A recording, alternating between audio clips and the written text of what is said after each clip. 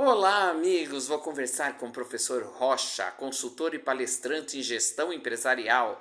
Professor Rocha, me conta um pouco a respeito das suas experiências profissionais. Interessante. Há muitos anos atrás, né, praticamente aí quase meio século, começamos a fazer um trabalho de consultoria empresarial. E nesse mundo de consultoria acontece muita coisa interessante. Algumas delas que a gente guarda ainda, né, com uma certa alegria, de uma certa forma, são coisas, umas novidades.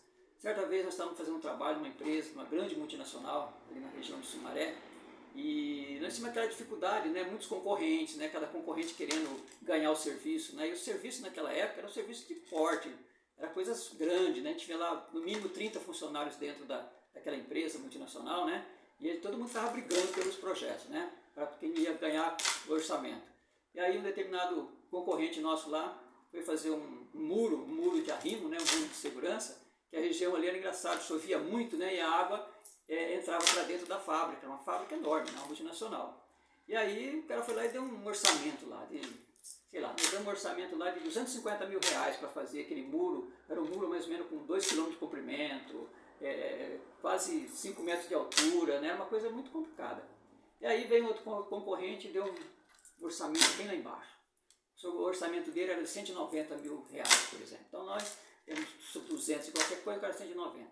Aí o homem lá veio, vamos baixar esse preço, não tinha jeito. Chamei nossos profissionais, né, nossos engenheiros, e só que a empresa tinha alguns limites de qualidade, né, determinados produtos, matéria-prima, como cimento, areia, tudo, tinha umas exigências. E aí, de repente, a gente não conseguiu chegar no processo do custo, né, não conseguiu, avançamos, chegamos até 200 mil reais, mas o cara insistia em fazer por 180, por exemplo. Aí o cara começou a fazer aquele amor de arrima e uma vez, e naquela semana teve uma chuva, foi época de chuva. E aí veio uma chuva forte e ele não tinha feito dentro do cronograma da empresa, e metade daquele muro estava feito, veio tudo por água abaixo, entrou aquela enxurrada para dentro da fábrica, uma multinacional, aí desespero, né? E aí o diretor industrial lá ligou para mim, Rocha, corre aqui pelo amor de Deus, olha o que aconteceu aqui com a nossa obra, com a obra que vocês estão fazendo, não sei o quê. E eu falei, mas não fomos nós que fizemos a obra. Aí eu peguei o carro, saí correndo, estava lá em Valinhos, saí correndo, chega lá, tá aquela sujeira, aquela coisa, serviço parado, né? E aí eu fui ver, não fomos nós que fizemos. Eu falei, vem cá, você não fechou esse contrato conosco, você fechou com aquele cara que falou que era 180 mil reais. Puxa vida, Rocha, agora eu não quero ver aquela pessoa que nem pintada de ouro. Dá para você fazer esse trabalho para mim, tirar toda essa sujeira aqui? Eu falei, dá. Fizemos um trabalho lá, tiramos quase 10 caminhões de sujeira lá. Quanto ficou? Quase 300 mil reais.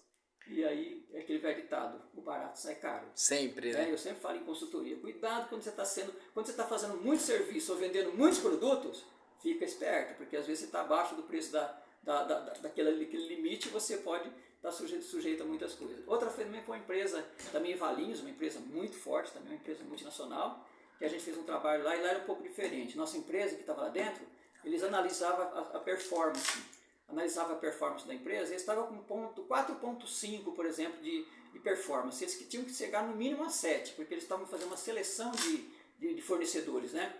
E aí nós entramos lá e fizemos um projeto maravilhoso, um projeto de 5S, um projeto de treinamento para os nossos funcionários, mudamos até o uniforme, mudamos até a cor do uniforme.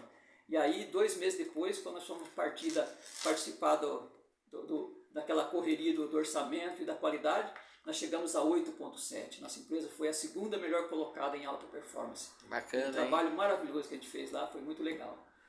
Eu vou contar mais um, que se a gente tiver que conversar aqui, a gente vai ficar o dia inteiro, a noite inteira conversando, né? Vou contar de uma empresa também que prestava serviços para uma fabricante de peças, de autopeças, que vendia para a Toyota, né? A Toyota está aqui em Indaiatuba, né?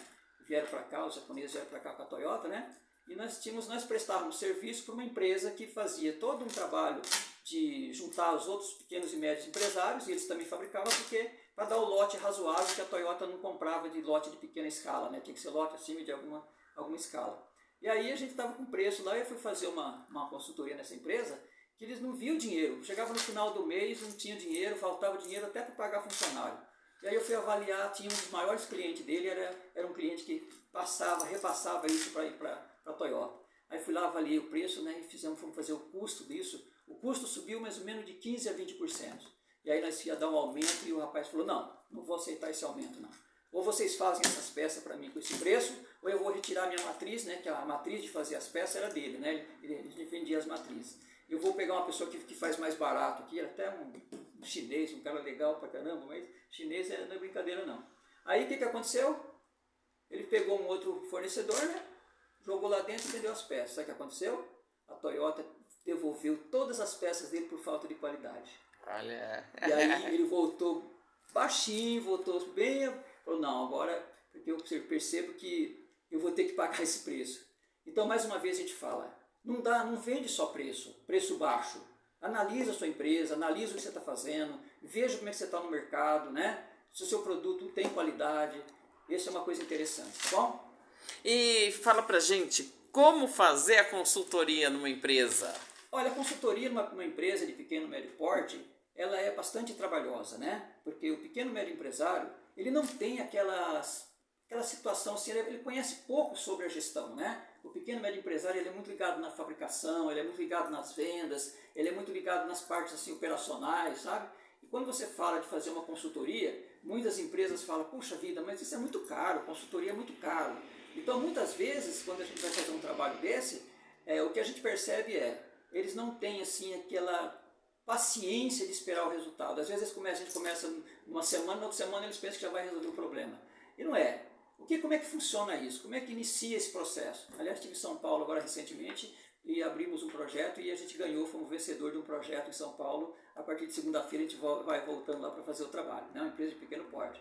Primeira coisa que a gente faz, primeiro uma visita, para conhecer o empresário, conhecer a empresa dele. E essa visita a gente faz até agora, e eu acredito que não vai mudar muito, essa visita tem que ser presencial.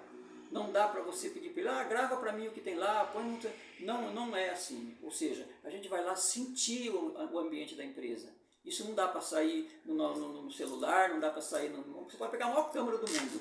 Você consegue ver as coisas, mas não consegue ver por trás das coisas o que está acontecendo. Então você vai ali, você escuta uma conversa com uma pessoa, conversa com outro, bate um papo com o dono da empresa, vê a reação dele, vê né? Aí a primeira coisa você vai lá conhecer ele, né? Ver os desafios que ele tem.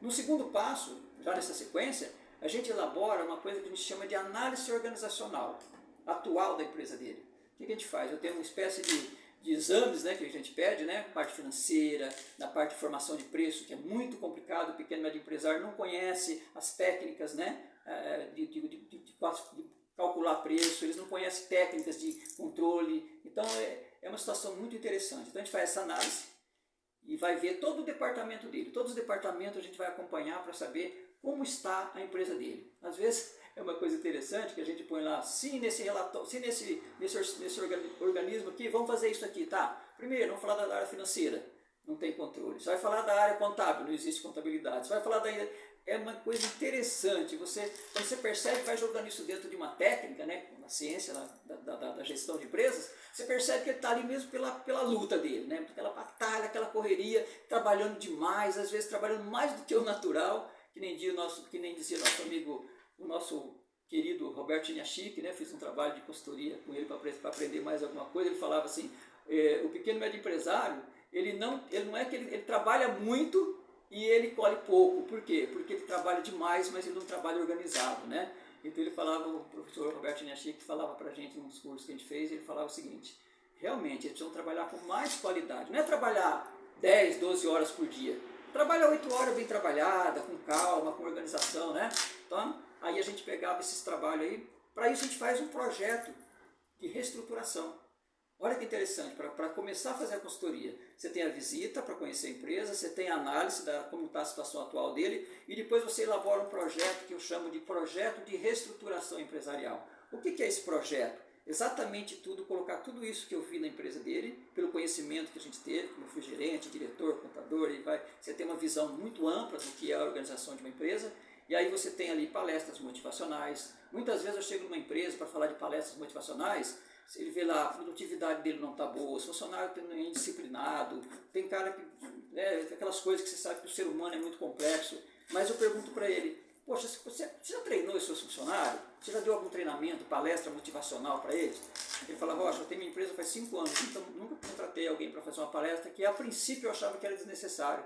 o funcionário briga comigo, eu brigo com ele, eu falo, ele não obedece, não tem disciplina. Eu falei, então, se você for fazer isso sozinho, você vai parar no sanatório, você vai parar no hospital, né? Tem muitos pequenos médio empresários que vai parar lá no hospital, né? Por quê? Porque se você não tiver pessoas profissionais que ajudem também nessa área motivacional, até porque nós estamos vindo de uma Covid, né, um processo muito violento que teve de saúde, muita gente ainda está com problema motivacional, tem gente que está com depressão, tem funcionário que está com problema, todo mundo muita gente com problema. Então, se você não preparar o emocional das pessoas, o que acontece? Ele não consegue fazer o serviço com qualidade, não consegue dar lucratividade, não consegue dar... Então fica uma coisa, não tem rentabilidade, entendeu? Você fica brigando com ele brigando com você. É aquela luta sempre, um correndo atrás do outro, sabe?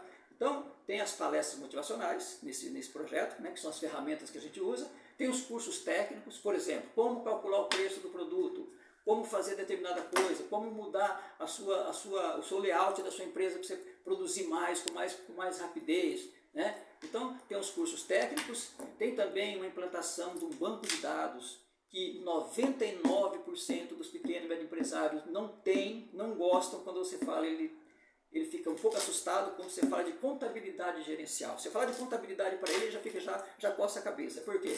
Para ele lembra do contador, ele lembra do cara que traz os impostos que ele pagar, ele lembra das coisas que tem que, né? Então ele fica todo apavorado.